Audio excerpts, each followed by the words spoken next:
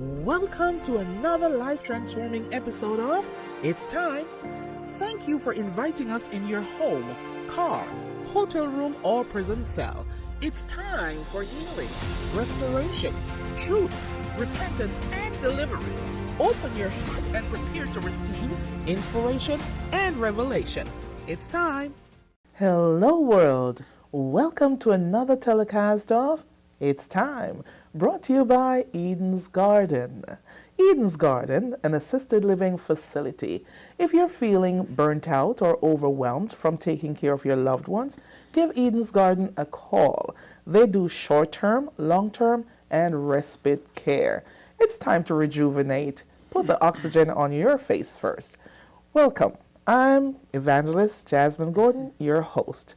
Today with me, no stranger to some, Miss Robin Russell, Hello. a positive influencer Yes. and a life coach. Welcome back. Thank you. Indeed, Thank you for it's a pleasure having you. Yes. The last time you were in the studio, we were talking about your weight loss journey, Yes. of how you went from 325 pounds to 155. Yes. We thank you for that. I am inspired by that, and for that, I'm going to take life more seriously. Yes.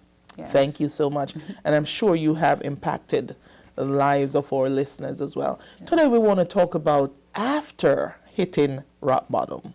After hitting rock bottom. Yes. You've been there.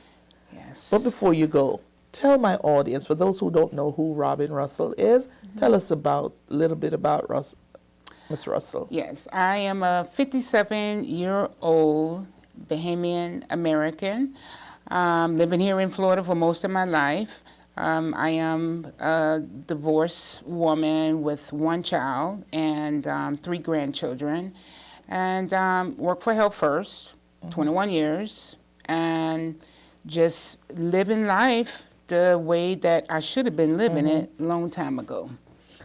As you talk about living life, I know you like to say this, and I want you to tell me, what do you mean when you say I live life on purpose? Yes, because that's I your motto? believe. Yes, because I believe when I was going through all the struggles of life, I was robbed of living my life. So a lot of things I wanted to do, I didn't do because of my life just hit at a standstill and hit a brick wall, and I found myself living for other people instead of living for myself. So a lot of things I missed out on. You just said something that someone is struggling with. Yes. Explain a little bit more to us about how you put your life on hold and you weren't living your best life. It would be for my child, for a struggling marriage to try to save it,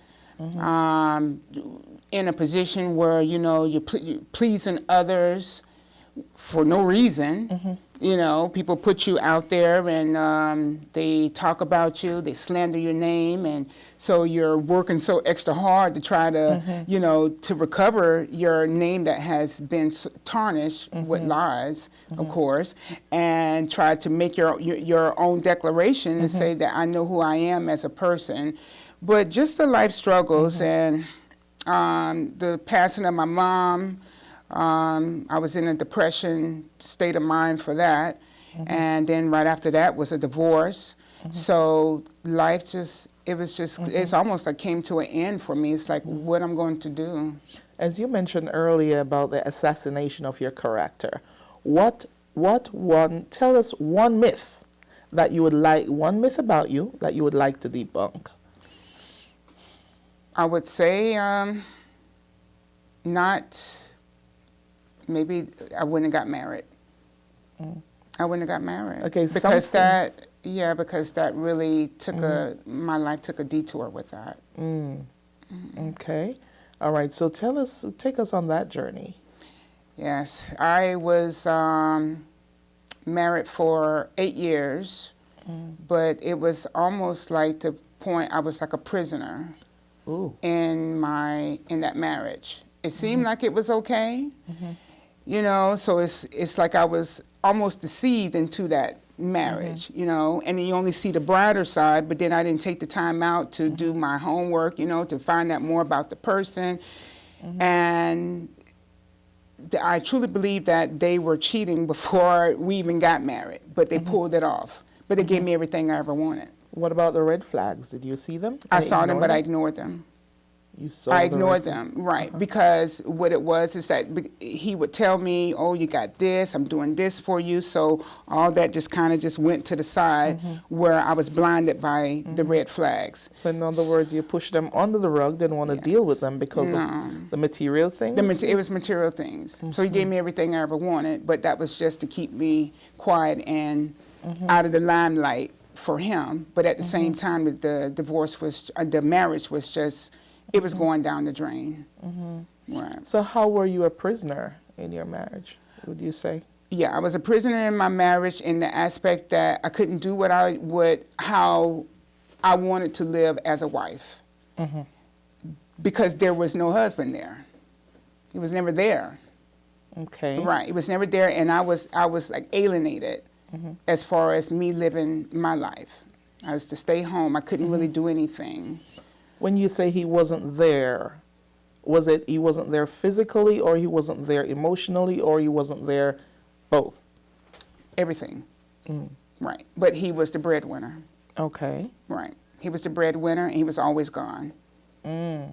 Always gone, either out with, you know, doing his thing or traveling a lot, and the lies. But I'm smarter than what you think I am. So I would always dig deeper to find out. He would always try to outsmart me. And then you'd be in the house. He can go in the house for like 2 weeks easily and not speak to me. Yeah. How did that make you feel? Like I was a nobody. That I didn't feel wanted. But I still did my wifely duties, cook, clean, you know, and other things and what have you. But it was hard. It was tough. How did it affect you mentally? As far as mentally, oh, wow. I was bitter. I turned bitter. I've turned very bitter towards the world, towards family, towards friends. I isolated myself a lot. I didn't want to be around anybody. So after my divorce, I would say I was bitter towards men. Probably maybe about 3 years. Who filed for the divorce? He did. Oh, he filed. Right. He filed for the divorce, but the divorce lingered. It was a consent, because non-consent, you know, everybody kind of go their separate ways. But we had a property, you know, house we built, a lot of cars, assets. So it was a fight. Over materialistic things instead of I offered counseling to go and try to fix our marriage. But he said no. So he was in denial. And that divorce lingered for so long. And then fibroids.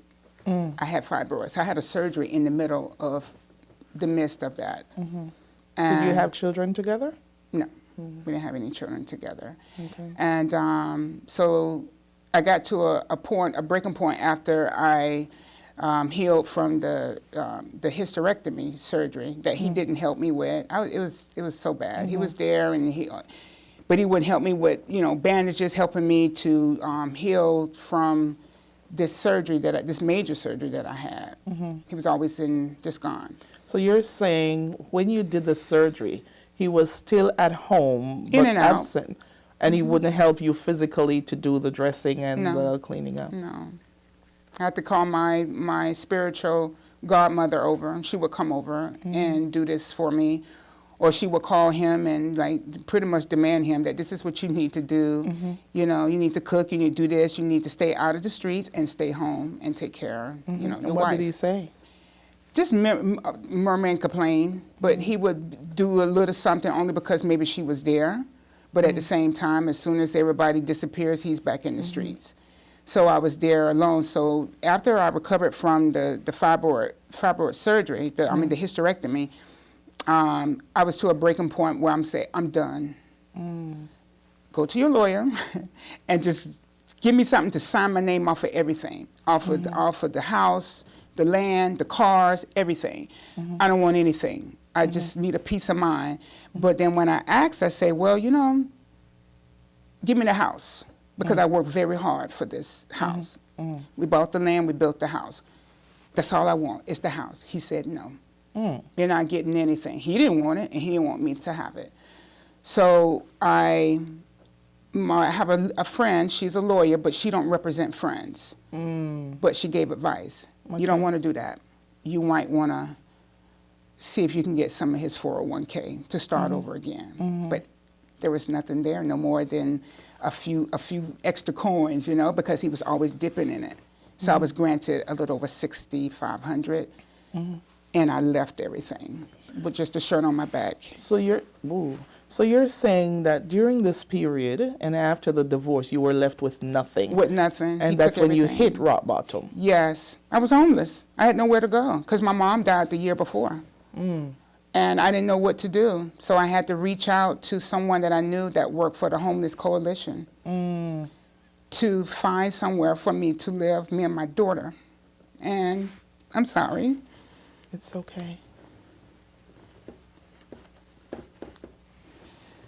And she found somewhere for us to go, and we stayed there for 2 years because that was the program.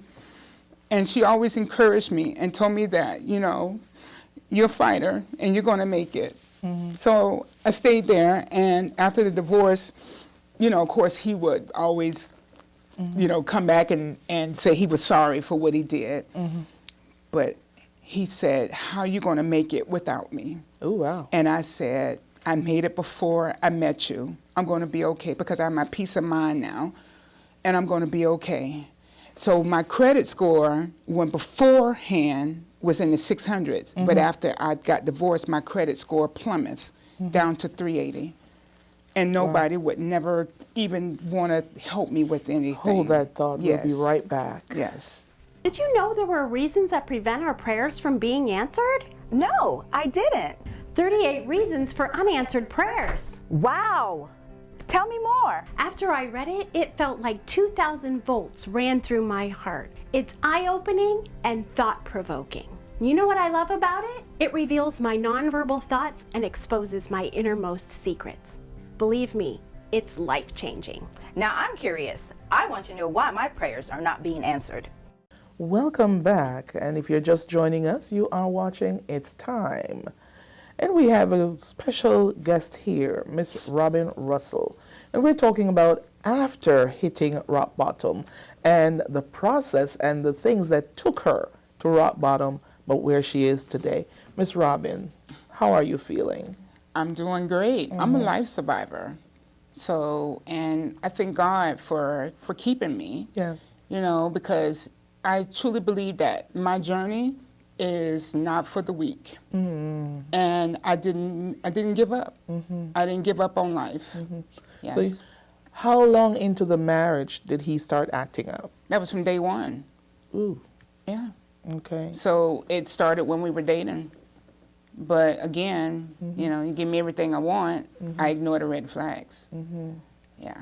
So were you physically abused as well? Was he physically abusive? Oh, no. Yeah, Just my parents didn't emotional? raise me like that. You hit me, you better hit me good.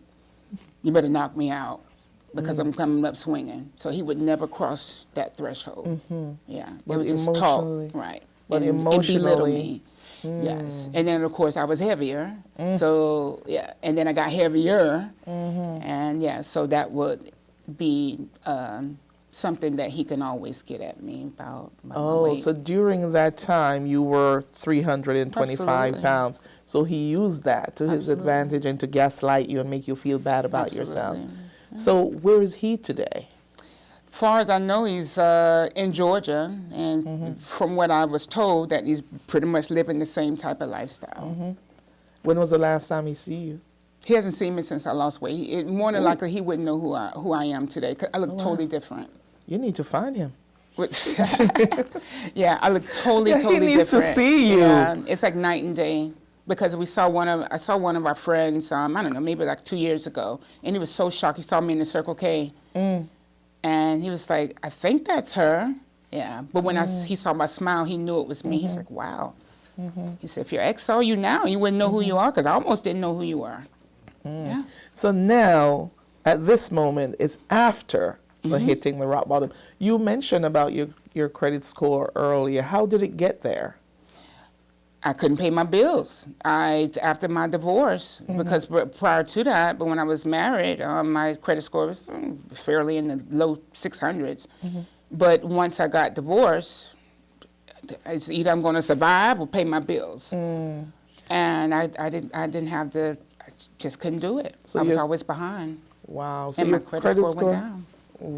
Plummeted. 380. 80. And now today it's? 812. How did it get there? And that is without no credit repair service. So what I did, negotiated with my creditors, and I don't bite off no more than I can chew.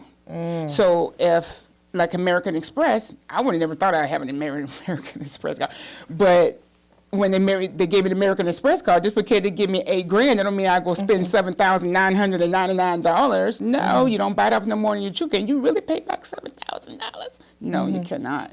I know I can't. So I always keep it low. And then the credit score will constantly keep growing as long as you pay everything back on time. So that's the reason why I keep everything on the low end, but I will use them, but just on the lower. Gas, just little things here and there. And I negotiated with my creditors, and they was able to help me to get out of those certain debts that I was in. So I went from getting a car loan for 33% of interest, the APR, and I'm on my fourth Camaro. Because after I said that after I'm divorced, I always wanted a sports car. Okay. And so I'm on my fourth Camaro. And to this day, this Camaro that I have now is 3 years old. I have a 2.2 APR.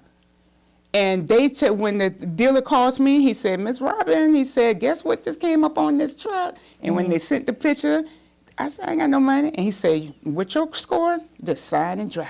Wow. Sign and drive. And that's what I do, sign and drive. Wow. So here it is. This is the moment, guys. After hitting rock bottom, she made a great comeback. Yes, a credit score of 350, now to 380, now 812. She did it, and so can you. Yes. I don't know what you're going through. I don't know what you're facing. I don't know what your relationship is like. But here, Miss Robin sitting in this chair to encourage you. Don't give up. Don't quit. It may be tough, but God is on your side.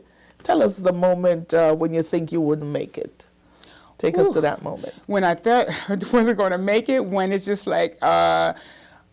every time you look around, there was a curved ball being thrown at me, and the kitchen sink, everything was being thrown at me. It's like one thing after another, and it's to the point where I was just wanting to give up. But in the midnight hour, I'm telling you, it was nobody but me and God, and I was just talking to God what I'm going to do, how I'm going to make it. And it just put me back on track. I inspired myself. I encouraged myself.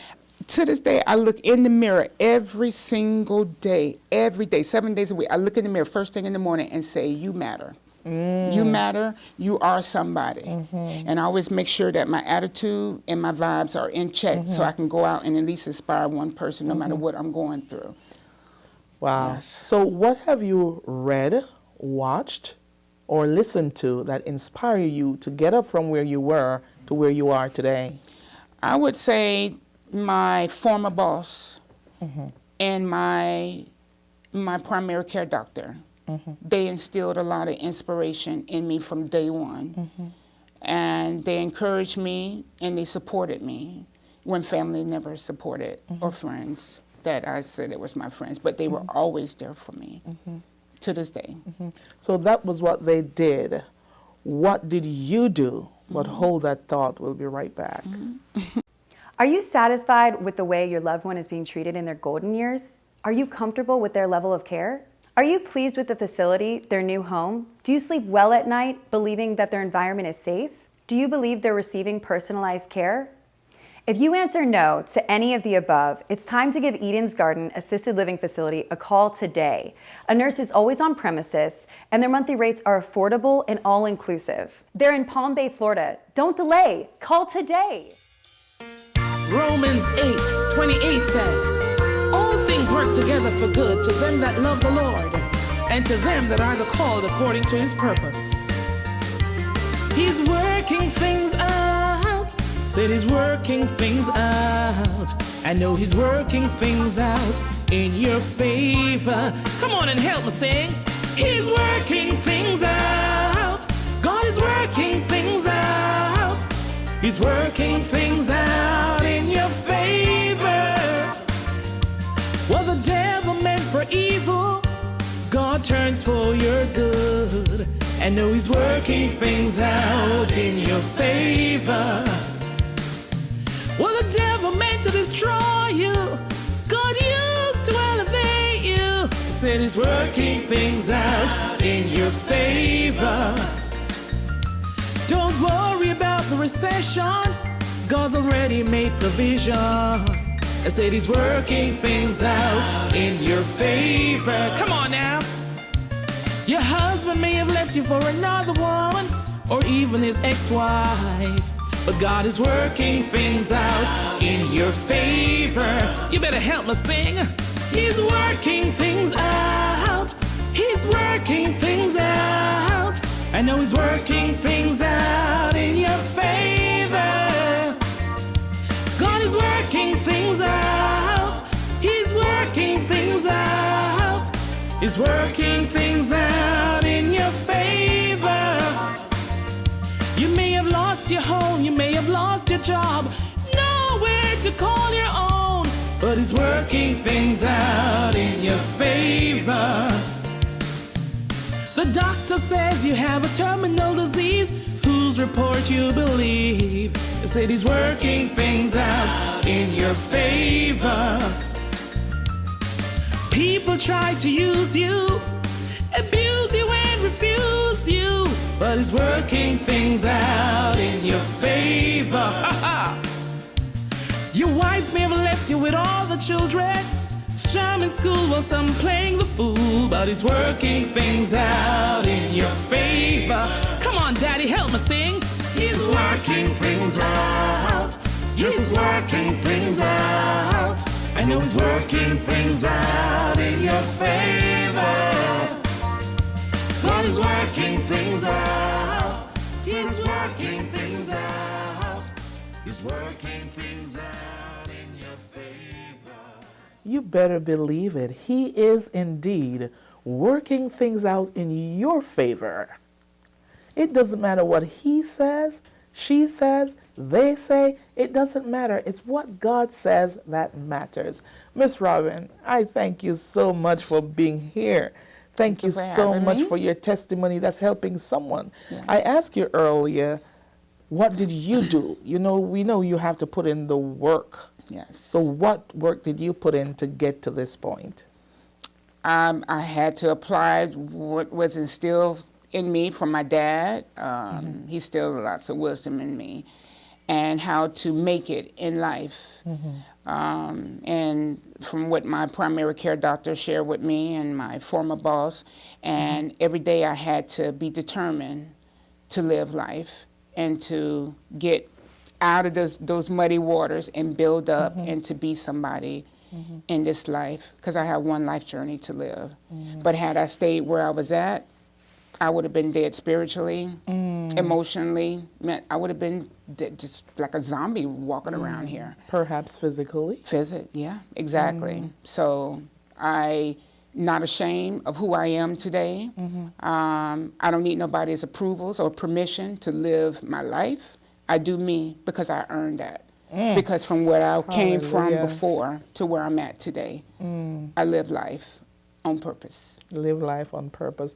Matter of fact, I think our last episode you were wearing that T-shirt that says, I live life on purpose and I don't need permission. I don't need no permission to be me. You don't? Yeah, but I couldn't have said that years ago. Wow. But I worked so hard to achieve what I have till today. and I'm not boasty about it. I'm very humble about everything. And I turned that around to go and help somebody else. A young lady that I work with, she saw a post that I put out at work, and she came to me and asked me for help. And she just told her testimony, but maybe about a month or so ago, how her credit score went from 5 something, and now she's in the mid 700s. Oh, so do you literally help individuals with their credit score or their weight? How do you help others? Well, my story itself, my everyday is my testimony. So if you knew me back then, you already been on this journey with me. But people hear me talk, people hear me talk about my journey. I've been in 2 national magazines. I have been in radio, the newspaper, so people see my stories and they come to me and ask for help. And have you seen the transformation Most in their definitely. lives? Yeah, and I'm so excited about it. Wow. Yeah, very excited. Yeah. Is there anything that you would have done differently looking back on those periods? Well, I would say choose wisely of who I kept company with, because that was played a big role, and just be mindful and be more diligent of when I'm around someone, like a relationship or friends. Don't be so quick to friend them.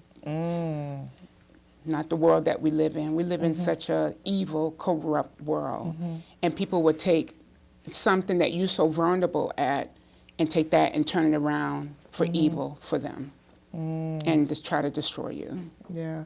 You used a key word earlier, that you apply, what you were told and what you were inspired, how you were inspired by your doctor. A lot of us, we know what to do, we hear what to do, but never apply. Exactly. So how did you apply what you've learned?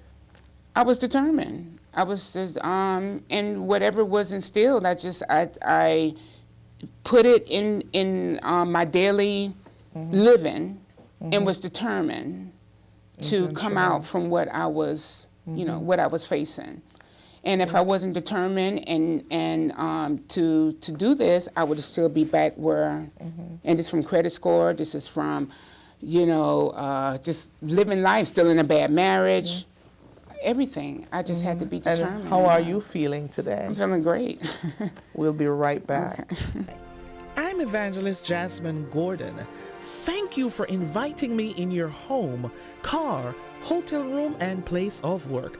I do hope you've gained something from this soul-stirring episode. We would love to hear from you. Call, text, or write us at the information listed below. And if you are led to sow into Ministries Without Boundaries, you may do so via Zelle, Venmo, Cash App, or the P.O. Box. And don't forget to join us for another soul-stirring episode right here, for it's time.